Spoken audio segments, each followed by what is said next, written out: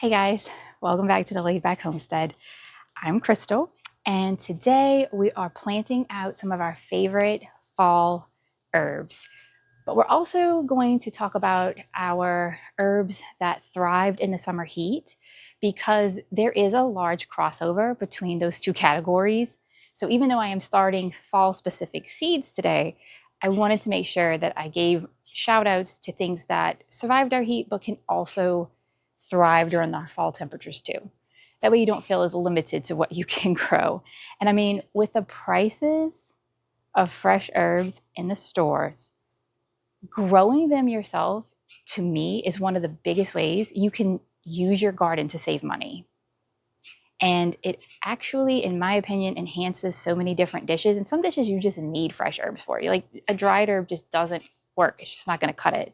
So this is just a way to keep fresh flavor in your kitchen all year long. So I'm starting off with basil. Basil is one of the most versatile summer herbs you can grow. And I'm covering a little bit of summer because I know some people are going into their spring and then summer seasons, whereas others like myself are going from summer into fall. So this will hopefully help everybody who's in the process of trying to start seeds for whatever season they're going into.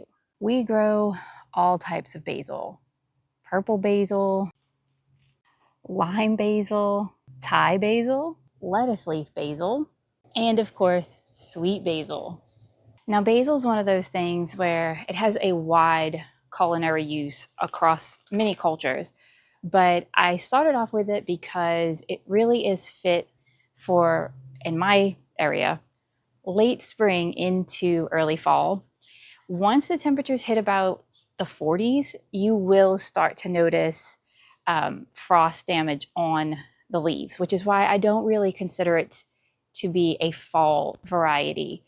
All it takes is one cold night and the basil's pretty much done at that point.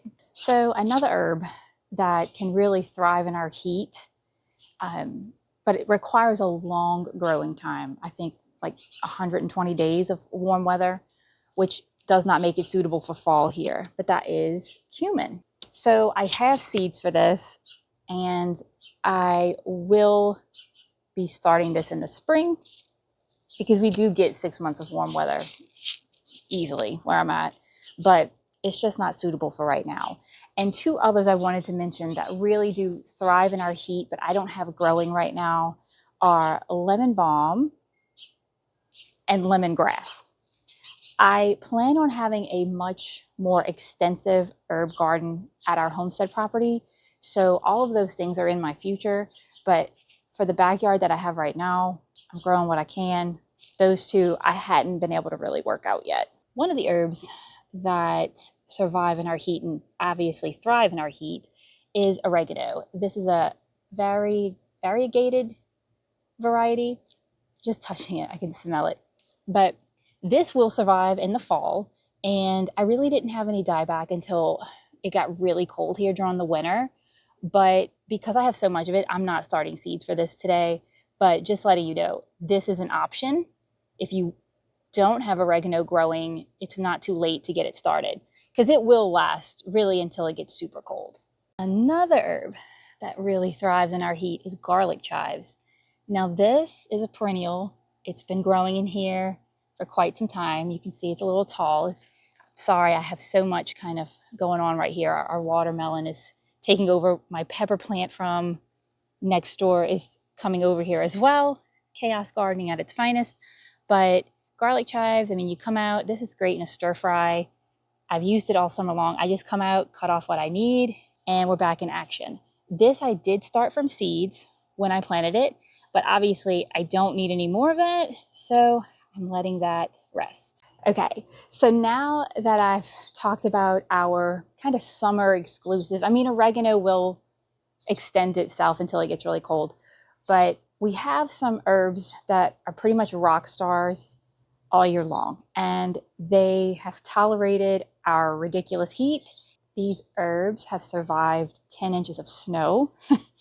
I was honestly really surprised that a lot of these things came back. I did not expect a lot of these things to come back after our snow. Anything that I protected would have been just light protection. So can't really say that I went too hard on trying to protect the herbs, since most of these I started from seed and I still have seed.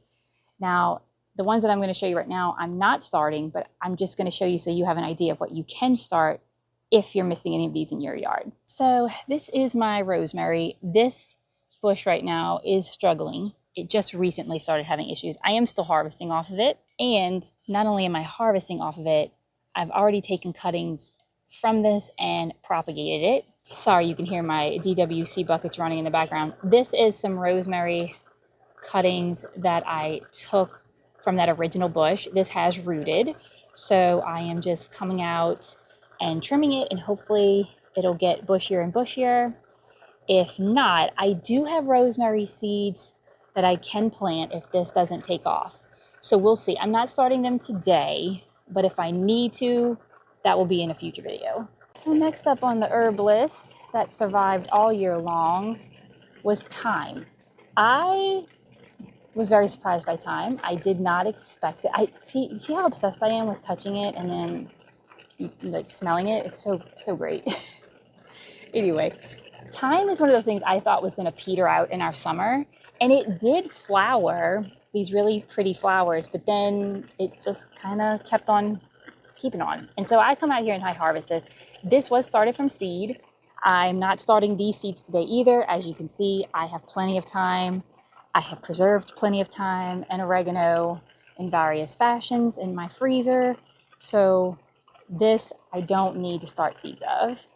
And while I'm here, another one that was super surprising to me that survived our summer heat was sage. I had it in my head that sage was a winter or a cool loving herb. I don't know why I had it in my head. Maybe because I really used to only go out and buy it around Thanksgiving time. I'm guessing that's why.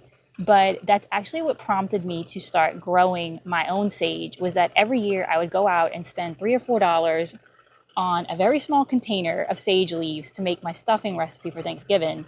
And I got so frustrated that I bought a seed pack from In My Gardener. And here we are. This is going on its second year, maybe its third year at this point. And I come out, I harvest what I need, go back and can use it right away in the kitchen. It's great with poultry. So is thyme. Thyme goes really good with poultry as well. And the last one that I started from seed that has done well all summer long, it's a little raggedy right now. That's kind of on me. It's kind of coming to the end. I think because I haven't been harvesting it as much, I really should come out and give it a harvest. But anyway, parsley, this surprised me. I thought, again, that this was one of those things kind of like cilantro that was going to bolt on me, but it hasn't. And we've been, 90 plus degrees for the last 2.5 months. So now let's talk about the herbs that will only survive in our fall and winter and will very quickly bolt once spring hits.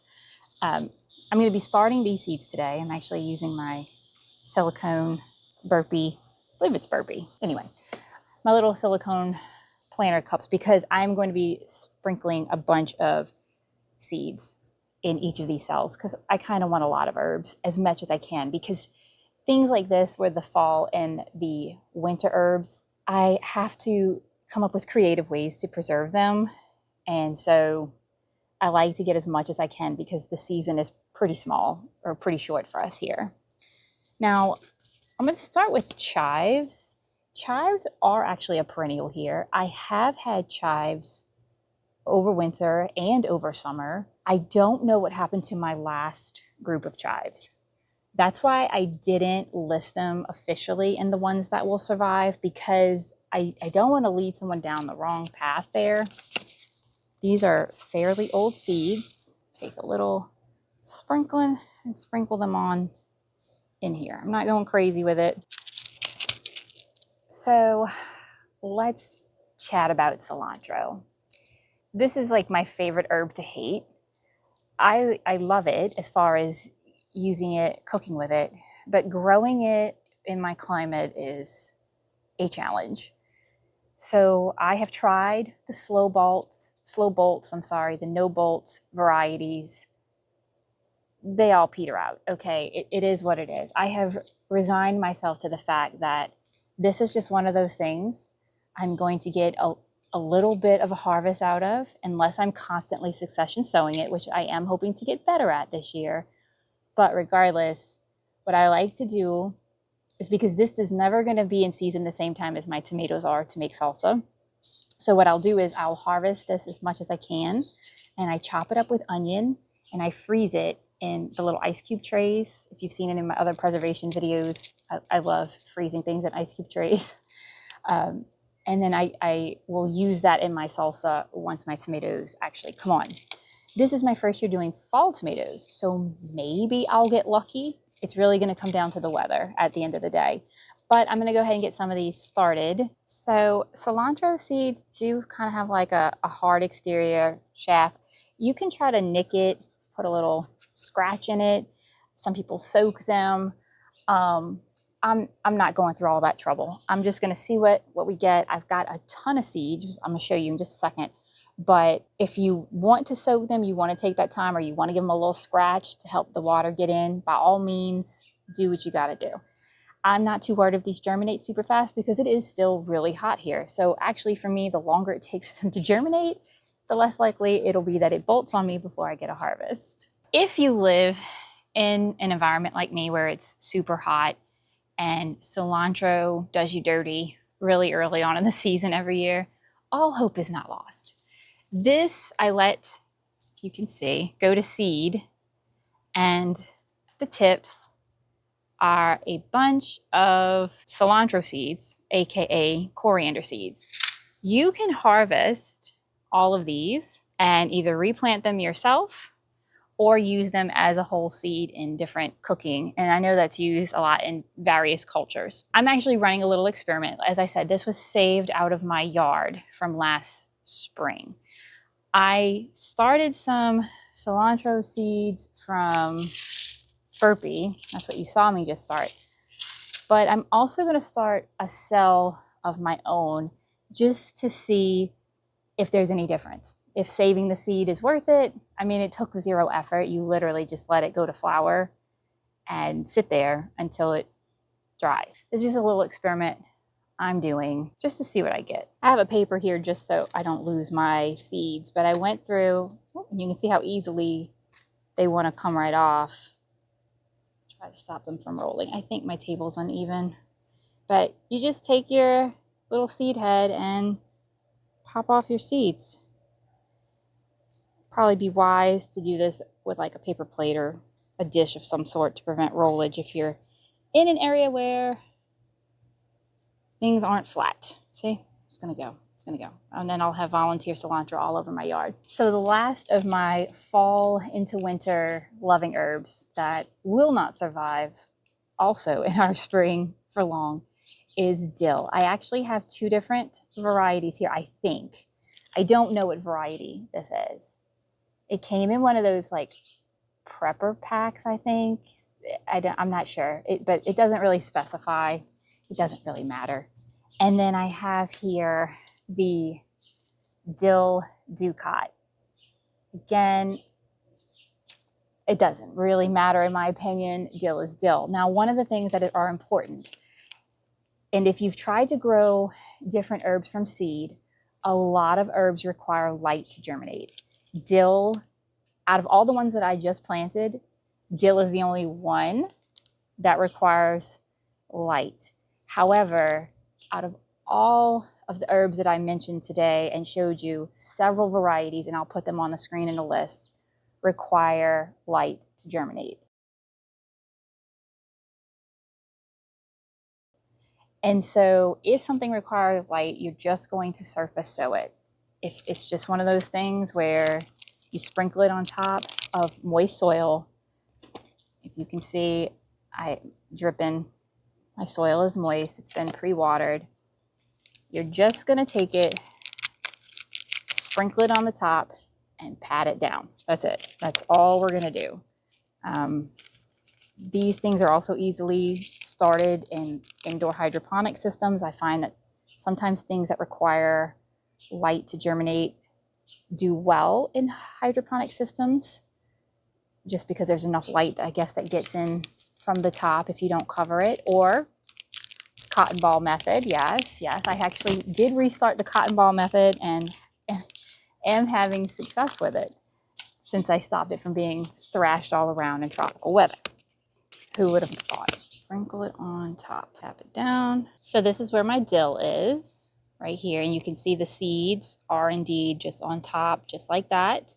I just tapped them down, and then I'll come in with my hose and gently water this all in again, even though my soil is pre-moistened. And now I will have some great tasting herbs for fall. So just a little fun fact about cilantro. If you plant it in ground and it goes to seed, there's a strong chance it'll grow up randomly all over your yard. And then when it's time to cut the grass, it smells like salsa every time you cut the grass. I haven't had it happen here because I've grown it in kind of raised beds here, but at my last house, we had it in ground, and every time we'd cut the grass after that, you just smelled cilantro. It was great. It was absolutely wonderful. Well, guys, thanks for hanging out with me. If you found this video helpful or inspiring in any way, go ahead and give it a thumbs up.